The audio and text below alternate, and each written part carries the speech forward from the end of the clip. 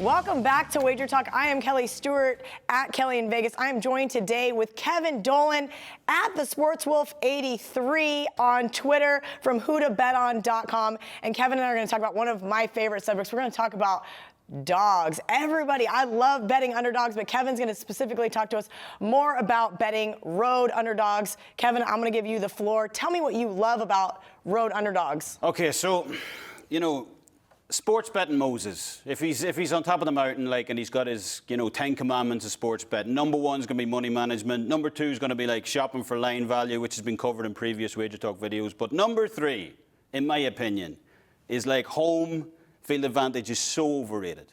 So, I see people all the time, they talk about, oh, this team, Seattle's going to blow them out, they're at home, or, this team's going to do this.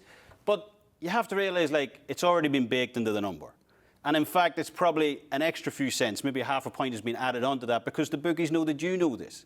So you have to kind of, one of my favorite strategies, especially in baseball, is to play on in-division road dogs because, it's some of the best value. NFL home field advantage is worth in the region of 1.8 points.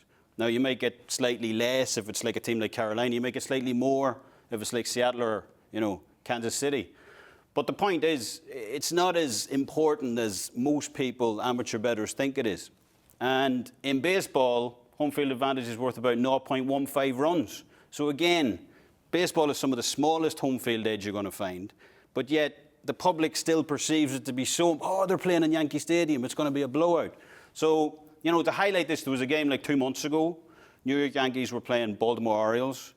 And at my own power numbers, had the Yankees as in the region of a minus 190 to minus 200 favourite, somewhere like that. Sonny Gray was on the mound, but Baltimore was a complete dumpster fire at the time. The line came out, it was minus 260.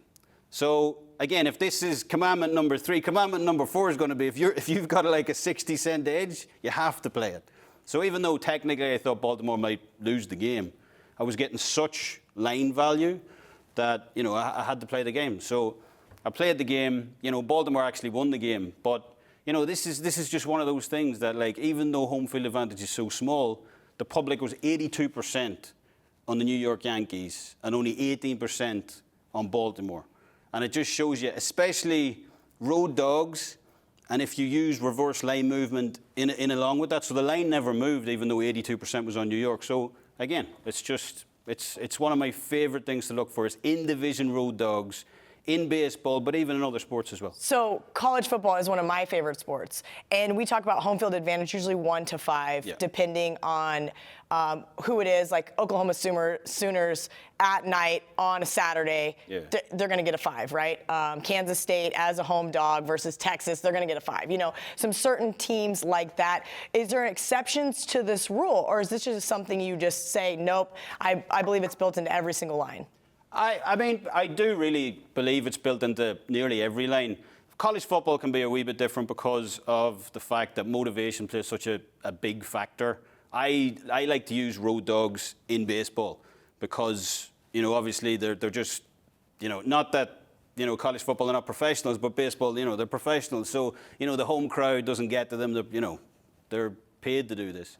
College football, yes, is a wee bit different. I tend to use more motivational factors with that, but road dogs can still be, valuable. Just use other factors in accordance with that. Stick with your power rankings and all that. So, yeah. Awesome stuff from Kevin Dolan. You guys can follow him at the SportsWolf83 on Twitter. Check him out on whotobetton.com.